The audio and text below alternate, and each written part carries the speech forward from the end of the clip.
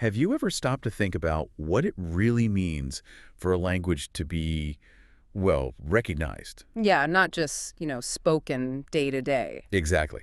But officially, legally, written down as part of how a country works, it touches on some really deep stuff about identity, about access. Absolutely. Welcome to the Deep Dive. Today, that's exactly what we're doing. We're taking a really close look at a huge moment for the deaf community in the UK, the British Sign Language Act 2022. It's a landmark piece of legislation. It really is. And our mission here is to, well, unpack it. We're using the full text of the Act itself to figure out what it really means for people in England, Wales, and Scotland. And specifically what the government actually has to do now. Right. And why getting this Act passed was such a big milestone for everyone who uses British Sign Language, or BSL. Okay, so where do we start? Let's start at the beginning. Section 1. The Act kicks off with this really strong, clear statement. It says, point blank, that British Sign Language is officially recognized as a language of England, Wales, and Scotland. That feels powerful just saying it, but what's the real-world impact of putting that in law? Well, it's huge, actually. That formal recognition is more than just words on paper. It fundamentally shifts how BSL is viewed legally. Okay. It goes from being, a way people communicate, maybe a cultural thing, to a language with legal standing. Yeah. And that kind of forces government departments to engage with it in a way they didn't necessarily have to before. So it moves from nice to have to need to consider. Exactly. It's a shift from, let's say, optional inclusion to something that has to be factored in. And this part, Section 1, along with the reporting duties we'll get to, and the list of departments involved, that all officially started on June 28th, 2022. Right. Now, the Act is careful to say this recognition doesn't automatically cancel out any older laws. Okay. But it absolutely sets the stage, lays the groundwork for all the new responsibilities that the Act introduces, especially for the Secretary of State. So if it doesn't wipe out older laws, how does this new recognition actually flex its muscles? Does it just add a new rule on top, or can it start to push back against older ways of doing things that maybe ignored BSL? That's a really good question. It primarily adds that new layer of obligation, yes. Yeah. But, that new layer has real power. It creates a legal precedent. Right. It makes it much, much harder for government departments to just carry on as if BSL doesn't exist or isn't important. So while old laws aren't suddenly invalid, practices based on them become, harder to defend now that BSL has this official legal status. It gives advocates a real legal hook to push for change. Okay, that makes sense. It's setting a new baseline, a new expectation. And that leads right into Section 2, which is where, like you said, it gets really interesting because it's not just recognition. No, it's about action. Exactly. There are clear responsibilities laid out. Section 2 says the Secretary of State has to prepare and publish a British Sign Language report. And they have to do this for each reporting period. So it's not just talk, it's action, and it's public. Precisely. And these reports are quite specific about what needs to be in them. This is where you see that accountability aspect really kicking in through transparency. How so?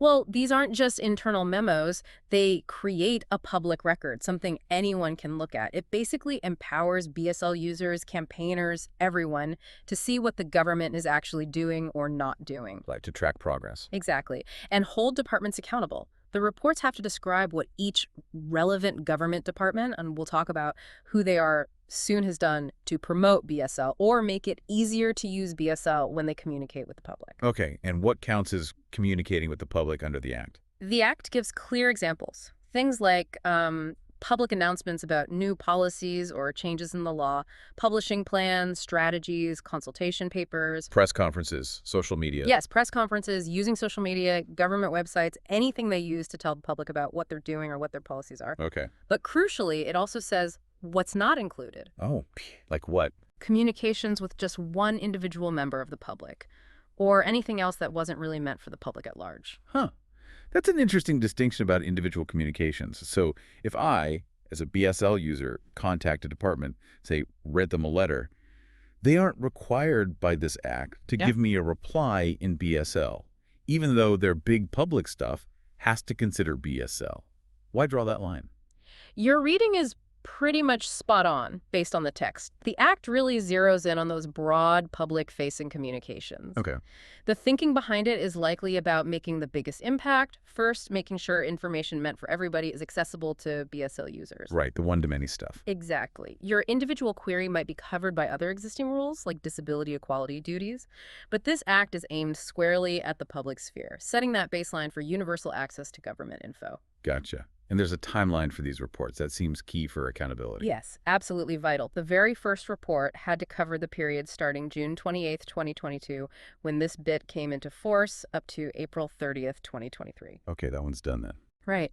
And after that, future reports need to be published for periods that are no longer than 3 years each. So there's an ongoing cycle. 3 years, so. And there's another important detail, a geographical one. Oh, yeah. The Act says the Secretary of State shouldn't collect or report on communications that only relate to Scotland or only relate to Wales unless those communications are about reserved matters. Reserved matters, meaning? Things the UK Parliament in Westminster still decides for the whole UK, even with devolution. So think defense, foreign policy, things like that. Yeah. If it's something only the Scottish Parliament or the Welsh Synod deals with, it's generally not included in this report. It respects the devolved setup. Right. Avoid stepping on toes, constitutionally speaking. So we have the legal recognition, we have the reporting mechanism for accountability. What about making sure things actually improve over time? How does the Act look forward? That's where Section 3 comes in. It's more about the future, about practical implementation. It requires the Secretary of State to issue guidance or get someone else to issue it on how to promote and facilitate the use of BSL. Okay, so guidance. What kind of guidance are we talking about? Well, the Act suggests a few things.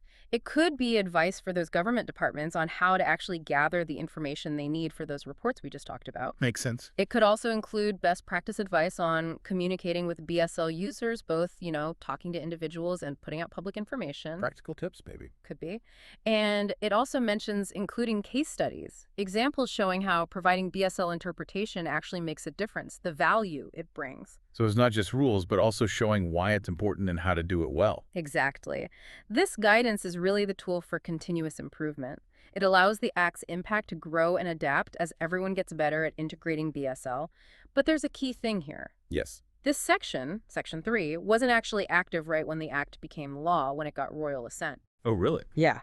It needs the Secretary of State to specifically appoint a day for it to come into force, which suggests the idea was to let the reporting start, see how it goes, learn some lessons, then develop the detailed guidance. Okay, so it's a staged approach. Let the reporting bed in first. Seems that way. Makes it more of a living process. All right, so the Act covers England, Wales, and Scotland. We know there's reporting and guidance. But who exactly in government has to do all this? Which departments are on the hook?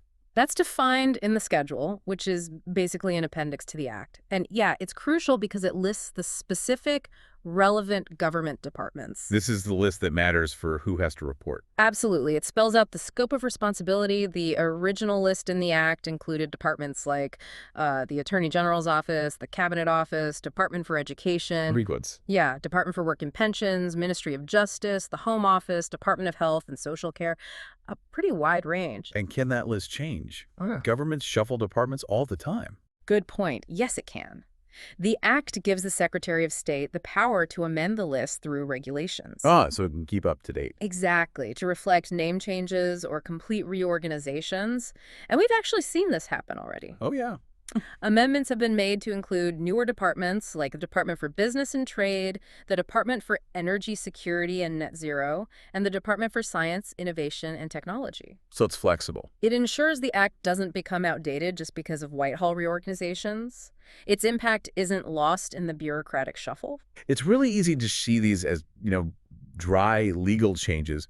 But when you dig into it like this, you see how important these shifts can be for a whole community, their identity, their ability to access basic information. Absolutely. This look at the British Sign Language Act 2022 shows it really is a major step. It goes from that vital, formal recognition to concrete actions like reporting. and the promise of future guidance to keep improving things. Looking at the act itself, the text, you see a clear path laid out. It's not just about saying BSL is a language.